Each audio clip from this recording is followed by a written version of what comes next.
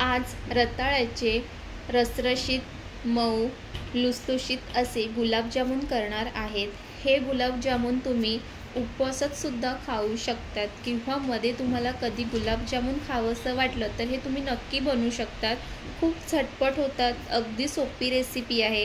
तर चला मग रेसिपीला सुरुवात करूया। इथे हे रताळे घेतलेले आहे। रताळे स्वच्छ पाण्याने धुवून घ्यायचे आहे जेणेकरून त्याच्यावर जी काही माती असते ती निघून जाईल। त्यानंतर रताळ्याचे 2 किंवा 3 तुकडे करून घ्यायचे आहे।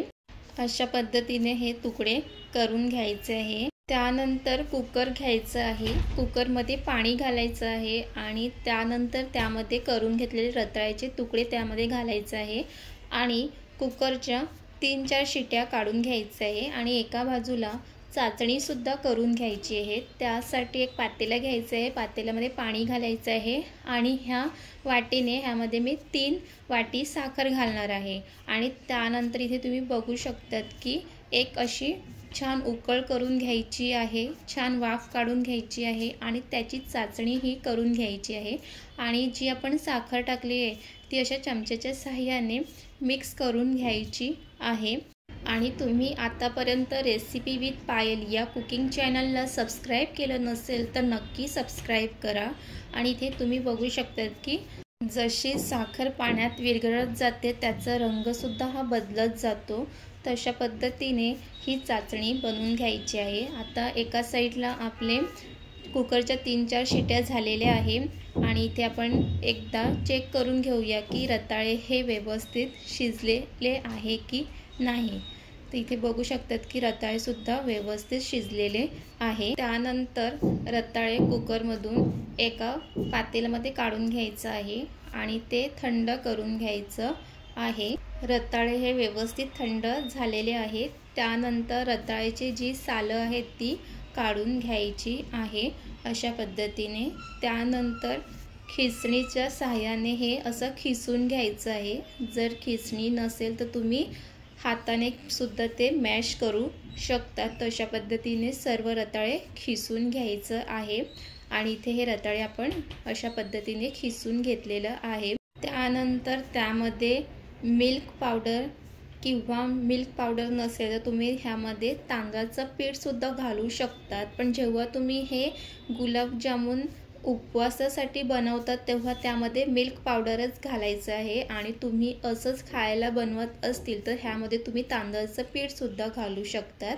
हे पीठ घातल्यानंतर हे व्यवस्थित असं मळून घ्यायचं आहे आणि ह्यामध्ये अजिबात पाण्याचा वापर करायचा नाही आहे। तशा पद्धतीने हे रताळ्याचं गोळा बनवून घ्यायचं आहे। त्यानंतर हाताला थोडंसं तूप लावायचं आहे आणि त्याचे असे गोळे करून घ्यायचे आहे। तुम्ही तुमच्याप्रमाणे लहान मोठे जसे तुम्हाला करायचे असेल त्या पद्धतीने तुम्ही करू शकतात आणि इथे अशाच पद्धतीने सर्व गुलाबजामुन हे बनवून घ्यायचं आहे आणि तुम्ही ते बघू शकतात की कोणीच ह्याला बघून सांगू शकत नाही की हे आपण रताळ्याचं गुलाबजामुन बनवत आहे। तर अशा पद्धतीने इथे हे सर्व रताळ्याचे गुलाबजामुन हे बनवून घेतलेले आहे। अशा पद्धतीने बनवून घ्यायचं आहे। त्यानंतर गॅसवर कढई ठेवायची आहे।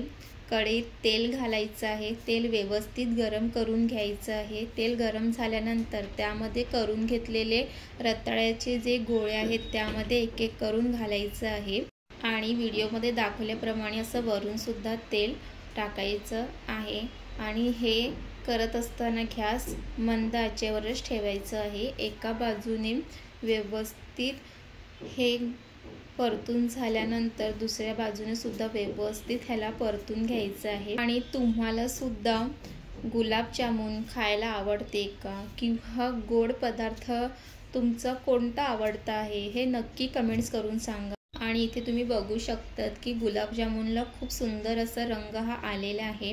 त्यानंतर हे गुलाबजामुन बनवून तयार झालेले आहेत, एका प्लेटमध्ये काढून घ्यायचे आहे। त्याच पद्धतीने बाकीचे जे गुलाबजामुन आहेत ते असेच तळून घ्यायचे आहे आणि अशा पद्धतीने तळून झाल्यानंतर ते एका प्लेटमध्ये काढून घ्यायचं आहे। आणि आपली जी चाचणी आहे ती सुद्धा थंड झालेली आहे। त्यामध्ये वेलची टाकलेली आहे। तुमच्याकडे जर केसर असेल तर तुम्ही ते सुद्धा घालू शकतात आणि एका साईडला जे रताळ्याचे गोळे तळून घेतलेले आहेत ते सुद्धा थंड झालेले आहेत। त्यानंतर ते असं साखरेच्या चाचणीमध्ये टाकून घ्यायचे आहे। त्यानंतर हे जे गुलाबजामुन आहेत ते थंड करण्यासाठी फ्रीजमध्ये 3-4 तासासाठी ठेवून द्या।